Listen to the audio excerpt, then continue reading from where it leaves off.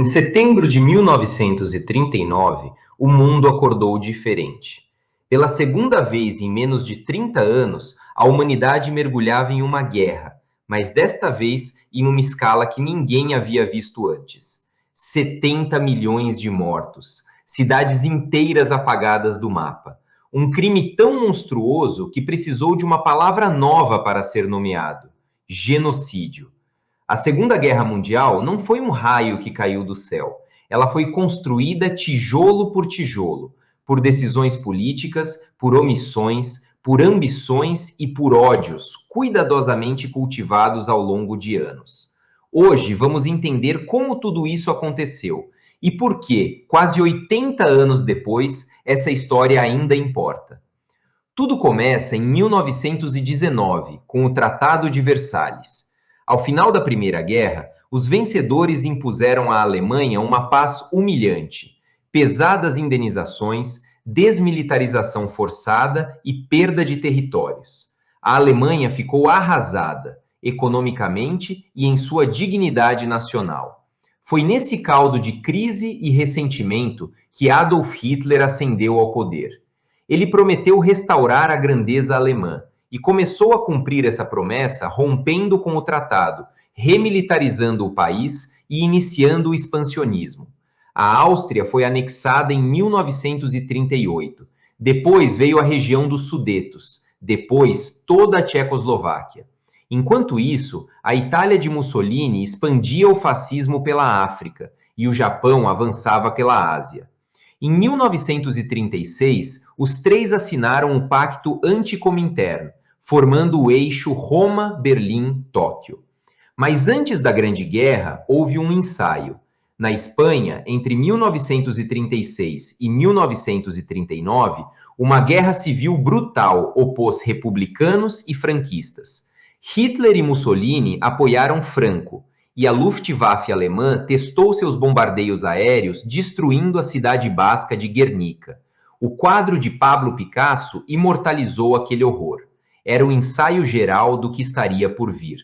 Em agosto de 1939, Hitler fez o impensável. Assinou um pacto de não agressão com Stalin, o inimigo ideológico.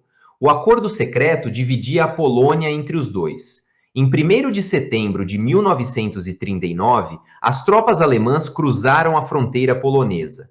3 dias depois, França e Grã-Bretanha declararam guerra à Alemanha. A Segunda Guerra Mundial havia começado. Em 1940, Hitler invadiu Dinamarca, Noruega, Bélgica e Holanda, tomou Paris e dividiu a França em duas: o norte sob controle alemão direto, o sul sob o governo colaboracionista de Vichy. Depois, lançou a Operação Barbarossa. Em 22 de junho de 1941, mais de 4 milhões de soldados cruzaram a fronteira soviética. Era a maior invasão terrestre da história. E enquanto os exércitos avançavam, acontecia algo ainda mais sombrio. O governo nazista havia construído um sistema de extermínio em escala industrial. Com base na ideologia da raça superior, o arianismo, perseguiu judeus, ciganos, homossexuais, testemunhas de Jeová, negros. Cerca de 11 milhões de pessoas foram aprisionadas em campos de concentração. Entre judeus, 6 milhões foram assassinados. Isso foi o Holocausto, um crime sem precedente na história, e ele não pode ser negado, minimizado ou relativizado. Não é questão de opinião. Em dezembro de 1941, o Japão atacou a base naval americana de Pearl Harbor, no Havaí. Os Estados Unidos entraram na guerra. O conflito agora era verdadeiramente mundial. A virada veio em Stalingrado. Entre 1942 e 1943, o Exército Vermelho Soviético cercou e derrotou as forças alemãs naquela cidade, a batalha mais sangrenta da história. Pela primeira vez ficou claro, a Alemanha podia ser derrotada. Em toda a Europa ocupada, grupos de resistência, os partisãs, combatiam o eixo por dentro, usando armas e imprensa. Os iugoslavos foram os mais eficientes. Seu líder, Josip Tito, tornou-se presidente após a guerra. A canção Bela Tchau, que muitos conhecem pela série La Casa de Papel, nasceu exatamente dessa resistência italiana contra o fascismo. Em junho de 1944, o dia D, 150 mil soldados aliados desembarcaram na Normandia. Paris foi libertada. Os soviéticos avançavam pelo leste. Em abril de 1945, Berlim caiu. Hitler se suicidou. Em maio, a Alemanha se rendeu. No Pacífico, o Japão resistia. Os Estados Unidos tomaram a decisão mais controversa da história moderna. Em agosto de 1945, lançaram bombas atômicas sobre Hiroshima e Nagasaki. O Japão capitulou. A guerra havia terminado, com um saldo de 50 milhões de mortos e mais de 20 milhões de mutilados. E o Brasil? Onde estava o nosso país em tudo isso? Getúlio Vargas governava o Brasil sob o Estado Novo, uma ditadura com censura e repressão. No início, manteve neutralidade estratégica, negociava com o eixo e aliados ao mesmo tempo. Roosevelt venceu a disputa, ofereceu investimentos para a criação da usina siderúrgica de Volta Redonda. Em troca, o Brasil se alinhou aos aliados. Quando submarinos alemães afundaram navios mercantes brasileiros, o Brasil declarou guerra à Alemanha. Em 1943, nasceu a FEB, a Força Expedicionária Brasileira. Os pracinhas foram para a Itália, lutaram com bravura e voltaram para casa, onde foram rapidamente esquecidos.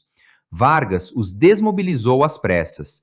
Temia que soldados que lutaram pela democracia na Europa trouxessem ideias perigosas para o Estado Novo. A ironia é cruel. Um regime autoritário enviou homens para lutar contra o autoritarismo e depois abandonou esses homens à própria sorte. E há ainda outra história, menos conhecida e igualmente brutal, a dos soldados da borracha. 60 mil trabalhadores nordestinos foram deslocados para a Amazônia para extrair látex para os aliados. Estima-se que metade deles tenha morrido. E os barões da borracha promoveram o extermínio de populações indígenas que viviam nas áreas de extração, o que a apostila chama, com precisão, de Holocausto Indígena. A Segunda Guerra Mundial não terminou em 1945. Ela reorganizou o mundo inteiro. Os EUA e a URSS, aliados na guerra, tornaram-se rivais imediatos na paz. Nasceu a Guerra Fria. Décadas de tensão, corrida armamentista nuclear, disputas por influência em todos os continentes, inclusive na América Latina. O Brasil, a Argentina, o Chile, todos foram afetados por esse novo tabuleiro geopolítico que a Segunda Guerra ajudou a montar. E o mundo que vivemos hoje? As fronteiras que existem, as alianças que funcionam, as instituições internacionais como a ONU, o Tribunal Penal Internacional, a própria ideia de direitos humanos como um compromisso global, tudo isso nasceu das cinzas daquela guerra. Compreender a Segunda Guerra Mundial não é apenas aprender história, é aprender a reconhecer os sinais que levaram ao abismo e entender por que nunca mais podemos chegar tão perto dele.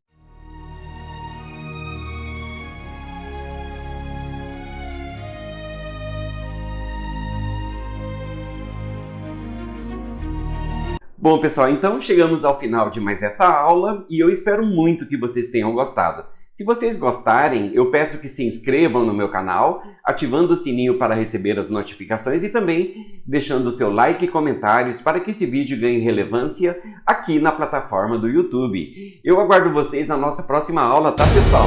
Até breve!